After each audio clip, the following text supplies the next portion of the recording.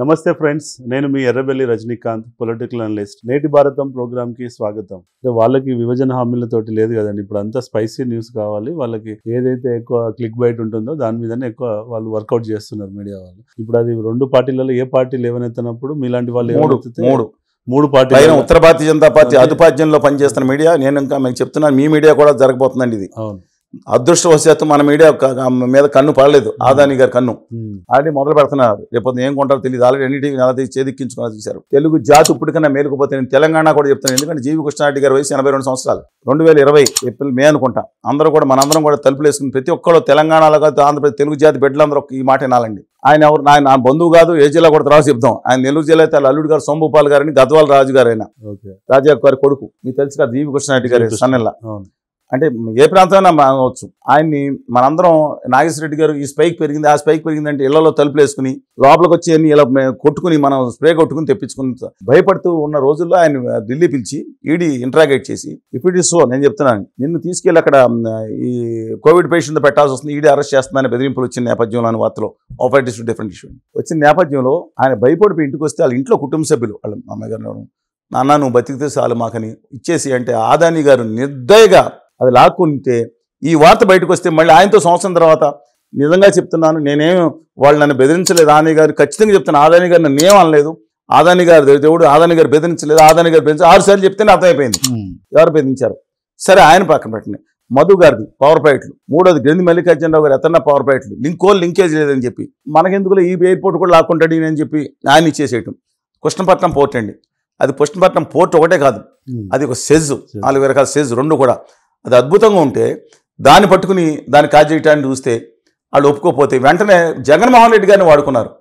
ఏది ల్యాండ్ తీసేసుకుంటాం, నువ్వు చేయలేదు, కంప్లై చేయలేదు కొన్ని నేను పెట్టి నానాహింసలు పెడితే అయినా కూడా సరే నేను మెజార్టీ స్టేక్ ఉంచుకుంటానంటే వాళ్ళ కొడుకులో ఒక కొడుకుని తీసుకెళ్లి ఆదాని గారి దగ్గర పెట్టుకుని కుటుంబాలను కూడా చిక్కిపెట్టి మా రాష్ట్రాన్ని మీద కాదు కుటుంబం ఆ గంగవరం పోటీ తీసుకున్న తర్వాత కేంద్ర ప్రభుత్వ సంస్థల చేత అక్కడి నుంచి తెలంగాణకి పైపులేనంట 1000 కోట్లు గిఫ్ట్ అంట. ఎవరు గిఫ్ట్? ఆంధ్రప్రదేశ్ గిఫ్టా లేకపోతే ఆదాని గారి గిఫ్ట్ అంటే నాకు అర్థం కాదు. అక్కడి నుంచి పైప్ లైన్ ఇంకో చోట తరలించుకెళ్తారు కృష్ణపట్నం పోర్టు కంట.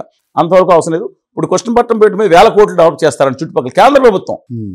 అయిపోయింది. ఇక ఆఖరిగా సచిన్ రామలింగరాజు గారి తోడేళ్ళు గారు, నా డిఎస్ రాజు గారు, నేను చూడని పేరు, గంగవరం పోర్టు ఉద్యమం జరిగినప్పుడు అక్కడ గంటా పాపారావు గారు మేము అందరం వెళ్ళినప్పుడు ఆయన చనిపోయారండి. గంటా పాపారావు గారు అక్కడ చంద్రబాబు నాయుడు గారి ప్రభుత్వం చాలా దుర్మార్గంగా చేసింది అనుకున్నాం. ఏదైనా కానీ అరెస్టు ఇబ్బందులు, ఒక హామీ ఇచ్చారు 30 సంవత్సరాల తర్వాత ఈ పోర్టు 5,000 ఎకరాలు, అప్పుడు విలువ 40,000 కోట్లు 50,000 ఎంత ఉన్నా సరే ఆంధ్రప్రదేశ్, ఉమ్మడి ఆంధ్రప్రదేశ్ ఆస్తిగా ప్రజలు చెంది ఇది బిల్ట్ ఆపరేట్ ఓన్ ట్రాన్స్ఫర్ అంటే తిరిగి రాష్ట్ర ప్రభుత్వానికి 100% షేర్ వస్తుందనే ఉద్దేశంతో మంచి కండిషన్ పెట్టారు చంద్రబాబు నాయుడు గారు.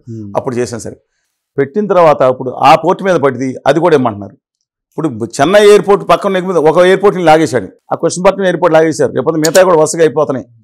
ఇవనంటే అక్కడి నుంచి సింగపూర్ కంపెనీలో ఒకరిని చేర్చుకుని ఆ లోటుపాట్లే ఉండి దాన్ని పెట్టి ఈడీలు ప్రత్యక్షం అయిపోతారు కదా. ఆయన అమ్ముకునే పరిస్థితి తీసుకురాకుండా ఆంధ్రప్రదేశ్ వాటా 10.72% 62% సబ్సిడీ 610 కోట్లు 620 కోట్లకు నామినల్ వాల్యూకి లాగేసుకుని 100% Gangavaram port owned by Adani అని చెప్పి బోర్డు పెట్టుకుంటే ఒక 5గురు, నా కళ్ళ ముందు 5గురిని కసకస వేసేస్తే మనం మిగతా వాళ్ళ వరకు వీళ్ళందరూ బతుకుతున్నారని భ్రమంలో ఎవరు ఇక్కడ హైదరాబాద్లోనో అక్కడ విశాఖపట్నంలో ఉన్న ఈ ఫార్మాస్యూటికల్ ఎవరిని మీ షాలు, సింగీలు, ఆదానీలు ఎవరిని వదలరండి. అంబానీయే బెటరు. కనీసం ప్రభుత్వంలో లూప్ హోల్స్ చేసుకుని అడ్డంగా వాడుకుని పైకి వచ్చాడు, దుర్మార్గం వచ్చు. ప్రజలు వేసేసి పైకి వచ్చిన సంఘటనలో 100 ఓట్లు ఉన్నారో తెలియదండి. ఈయన బెదిరించి వాళ్ళ కడుపు, నేను అన్నాను, ఆయన ఏమన్నా అందులో ఎవరు నా చుట్టూ నాకు పరిచయం ఉన్న వాళ్ళు కూడా లేరండి. ఎలాంటి పరిస్థితి ఉందో గమనించుకొని ఇంత దారుణంగా జరుగుతుంటే ఇంకా తెలుగు జాతి కూర్చుని మనలో మనం కొట్టుకుందాం అండి. నేను ఇంకోటి చెప్తున్నాను, మీరు హైదరాబాద్ నగరం వెళ్ళండి, అనేక ప్రాంతాలు నేను చూపిస్తాను. మేము రోడ్లు పార్ట్ హోల్స్, నేను దాన్ని కొంచెం శ్రమపడి అన్ని చోట్ల యాక్సిడెంట్లు అవుతుండే పార్ట్ హోల్స్ కొంచెం వేసే కార్యక్రమంలో ఉన్నాం. ఒక చోట్ల ఒక ప్రాంతంలో అడిగినప్పుడు అక్కడ వాళ్ళు ఏదో మంచినీళ్ళ బాటిల్ పట్టామంటే హిందీ మేలుతాం కాదు, తెలుగు నైచాలతో తెలుగు అన్నాడు. కౌనే అన్నాను, నిజం చెప్తున్నా నేను.